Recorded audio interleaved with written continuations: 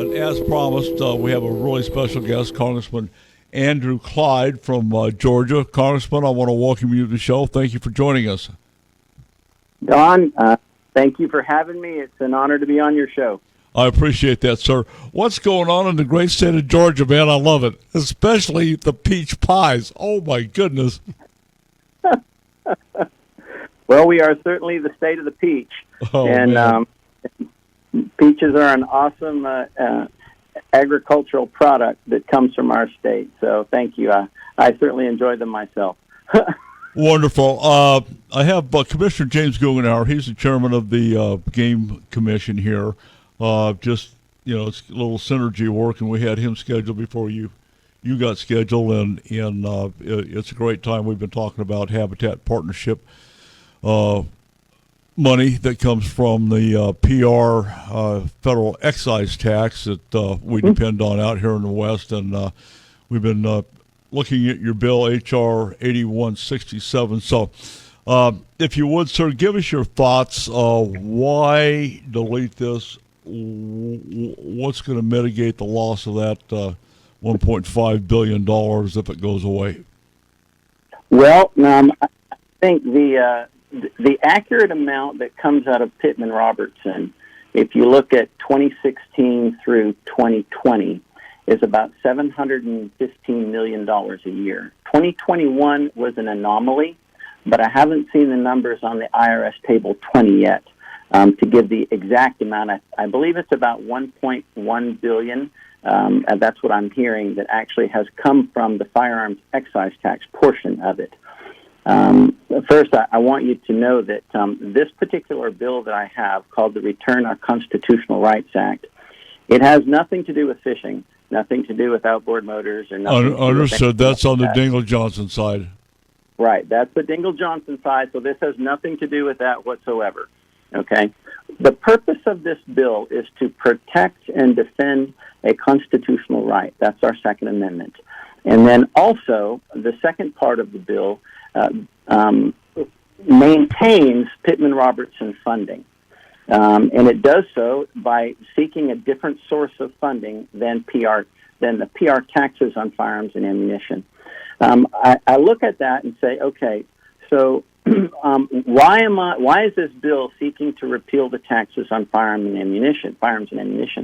And it's because, ever since the Heller decision of 2008, when the Supreme Court declared the Second Amendment to be an individual constitutional right, I believe that you cannot tax an individual constitutional right, or it's not a constitutional right at all. Ever since the Revenue Act of 1918, the Second Amendment has been taxed, and I believe that's wrong. I believe it puts us in a very precarious position. The McDowell decision in 2014 re-emphasized that the Second Amendment is an individual constitutional right. And then just this latest decision that came out after I introduced my bill, the New York Rifle and Pistol Club, New York State Rifle and Pistol Club against Bruin, that decision solidified it even more that the Second Amendment, has a supremacy clause, and it says shall not be infringed. And therefore, how can you tax something? How can you tax something that shall not be infringed? Because taxation is infringement. Because if you can legally tax a constitutional right just a little bit, then you can tax it a lot. And you can tax it completely out of reach of everyday American citizens, and that would be the pathway that the unhinged left would use to eliminate the Second Amendment from all of us. Okay, now, Congressman, let me ask you this. The Federal Aid and Wildlife Restoration Act has worked wonderfully for the past 85 years. Why now are we going to take a shot at eliminating our conservation money? Well, I think, 85 years ago, I don't think anybody would have looked at trying to eliminate the Second Amendment. But we are seeing that happening on the left. Also, 85 years ago, we didn't have the Heller decision from the Supreme Court, or the McDowell decision, or the New York Rifle and Pistol Association decision either. So the main point is, and all of us have to to just look at this and say, is it legal? Is it right? Is it constitutional to tax a constitutional right? I would say the answer to that is no. You can't. And if you can't, then PR, as it currently sits, cannot stand. So we've got to find an alternate source of funding for it. And that's what my bill does. Congressman, what is that alternate source? I've read the bill. We're talking about offshore energy and so on and so on. So please expand on that. Sure, absolutely. Well, when the federal government leases federal land to energy companies, they get a royalty from that. And that royalty is split among the states, and part of it goes to the general fund of the United States. And that general fund is called unallocated money. So I would simply, at the amount of $800 million a year, I would allocate that money to Pittman Robertson. Pittman Robertson would not change one little bit in any form except for the funding source. It would go away from taxation of a constitutional right, which I believe is not legal, to the energy, the lease revenue that comes from onshore and offshore that energy companies currently pay to the federal government. It would not increase the cost to energy companies whatsoever. It would simply allocate the money going into the general fund to Pittman Robertson. Whose responsibility is it to be the watchdog and divvy up the energy money? Well, as of right now, it goes into the general fund. Just like, Pittman Robertson, you have this specifically allocated to the wildlife conservation, hunter safety education, etc. It's specifically dedicated to that fund. I would simply revert energy lease money to that fund. So I would divert one, and I would eliminate the other. I would eliminate the Second Amendment taxes, and I would divert what's going from the general, or what's going into the general fund, into Pittman Robertson, and that should preserve Pittman Robertson. Assuming we have a successful midterm election, we've got, as far as I can see, we've got too many Democrats, including the current Biden administration, wanting to do away with our energy development. That to me right there is a big red flag on generating revenue for PR. Well, if you look at that, and you say, okay, what comes from fossil fuel? Everything that you look at touches fossil fuel in one way, shape, form, or another. You get into your electric vehicle if you happen to be wealthy enough to own one, and every piece of plastic in your electric vehicle is made from fossil fuel. Every piece of plastic in your kitchen, in your workplace, is made from fossil fuel in one way, shape, form, or another. We will never, ever get rid of fossil fuel, and fossil fuel, the need for it will only increase. It's not just oil and gasoline to make our cars move. It's everything that we use comes from fossil fuel. So, it's truly a pipe dream for folks to think that we can get rid of fossil fuel. Plants need carbon dioxide to survive. That's what they use. They turn carbon dioxide into oxygen that we need to survive. So, I don't buy the Green New Deal's, push to eliminate fossil fuel. And this country couldn't survive. Our economy could not survive. We need more of it. We need to be energy independent. Is there a place for renewable energy? Absolutely there is. But it's not consistent, and it's not reliable, and it will not fund our economy, or it will not function our economy. It will not function this nation. Well, that right there, sir, is my concern. It's not reliable. The Dems are not reliable, and they're already trashing the country. And by the way, they're not going to force me to buy an electric car. No. I would never buy an electric vehicle. I don't live in the city. I live in the country. I've got a Dodge Ram. Well, two of them, actually. Good for you. Good man. Thanks, Congressman. Hey, this is James Cougadar. I'm with the Arizona Game and Fish Commission out here. And so we're we look at PR and DJ dollars as part of our funding mechanism here in Arizona. But first of all, I wanted to say, as I read your bill or your resolution, and I thought, and we are talking about the Second Amendment. So I applaud you for putting that front and center and forcing even the Democrats to recognize that there is a Second Amendment. And even if we're talking about the dollars associated with it, there's at least puts that out there. My thought was that, sportsmen pride themselves on funding what we do.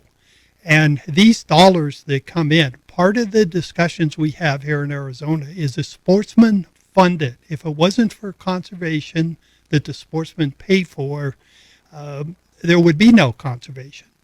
And so now with a funding source coming from a different place, from the oil leases, I wonder two things. First is, do we give up a little bit of the seat at the table, if you will, to other interest groups?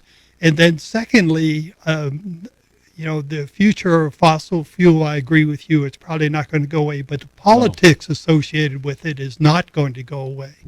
And that's what I worry, that there could be fluctuations or changes in the structure. There's a lot of people that have their hand out for that oil lease money. How would we guarantee that that money would continue to flow? And then how do the sportsmen not give up some of their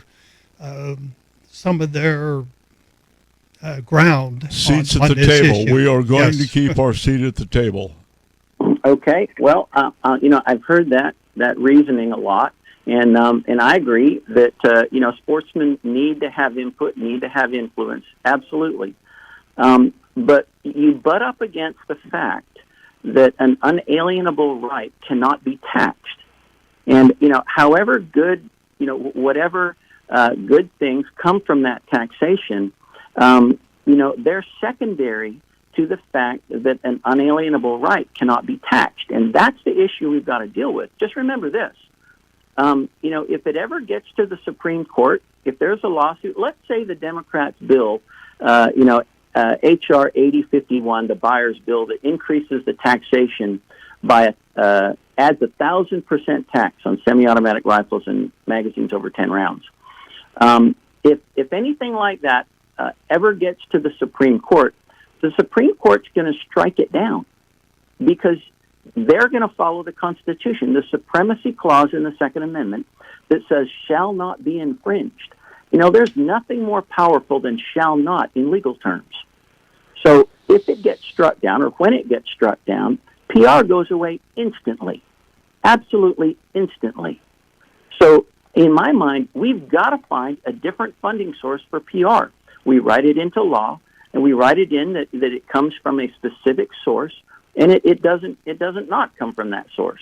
And I think oil and gas revenue produces a significant amount of money, enough that it certainly will handle what PR needs. I mean, if you look over the last decade, the average PR is about $690 million a year. It fluctuates. You'll have a high. I think 2017 was a high at $810 million. 2019 was a low at $588 million. My bill would stabilize it at $800 million every solitary year, which would give the DNR folks a lot more stability so they could more efficiently and effectively spend their money. They would know what they're going to get every year. So, I mean, that's the focus. That's the secondary focus of the bill.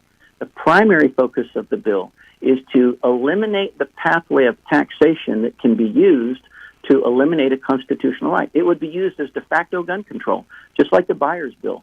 I mean, if that bill actually got passed into law and there was a 1,000% tax on semi-automatic rifles, then you would have a $10,000 tax on a $1,000 rifle.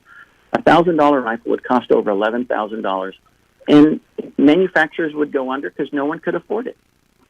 And PR would lose tremendous amounts of money because all of those firearm sales, if it was still hooked to firearm sales, to the taxation of it, all those firearm sales would cease, and the PR money from it would cease too. So that's the real risk there. There's a risk on both sides. Yeah, I agree with your concept of what you're saying. I understand that. My fear goes back to what the sportsmen own and giving Exactly. that right up, and the oil lease. I read a whole list of people that get funded by these leases.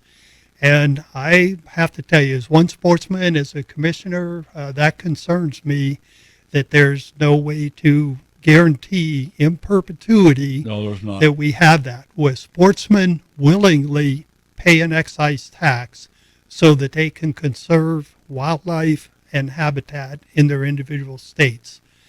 And to take that away and say we will fund this by another mechanism is just troubling, going to be troubling to a lot of sportsmen. Well, I mean, you said willingly. Okay, I agree with you. I mean, you can always set up a fund that says, hey, if you want to contribute to it, you want to buy a gun, you want to voluntarily contribute 10% of whatever you paid, and you put it into that fund. All right, and that fund then goes to fund PR. That would be fine. I mean, I would have no issue with that whatsoever. And then you would actually see how many sportsmen really want to fund PR. I mean, would that not be correct? That might be correct, but my point is that the sportsmen are willing to do this for conservation in their state. If you bring in another funding source, even if you do this voluntary Pittman Robertson funding, but you bring money in from oil and gas or any other areas like that, you are giving up space for negotiating what you're going to do in your state. Look exactly what happened in Washington State with the commissioners up there being infiltrated by the left-wing antis. That's a perfect example, Don. If you look at the commission, the Game and Fish Commission for the state of Washington, they have 9 commissioners on their board up there. 5 of them are animal rights activists appointed by the governor, and they are systematically ending hunting in the state of Washington. There's a big push for that nationally. Mm-hmm. Yep, I would agree. I would agree with you 100%. So my question to you is this then. All right, we're funding it, but what you're seeing is you're seeing the exact opposite happening. They're more than willing to take our money, but then do what they want to do anyway. I mean, didn't we just lose the ability to use lead ammunition on federal land about 3 or 4 weeks ago? No, sir. I think we did.